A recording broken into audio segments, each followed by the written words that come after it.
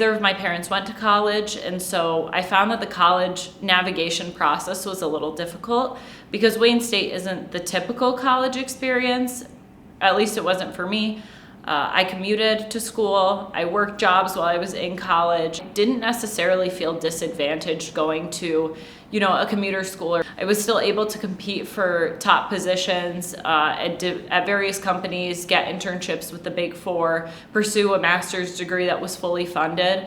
And I truly think that comes from the just hard work ethic that my parents have instilled in me. My name is Renée Elian Esdale. I am a Wayne State alumni from 2024 and 2025. I graduated with my bachelor's in honors accounting and marketing and university honors in 2024 and my master's in accounting in 2025. I feel like a lot of people have the perception that accounting, you're just sitting in someone's basement doing like taxes for your entire life, which isn't the case at all. I think it's such a rewarding career path because you have so many options that you can pivot off of. In auditing specifically, you have massive client files that need to stay organized, massive Excel sheets and things like that, where you need to stay organized, and you also have to have such a detail-oriented mindset in order to be successful in the career, which are strengths that I felt like I had in addition to problem solving. CPA is a certified public accountant. It is essentially 3 letters that will go to the end of your name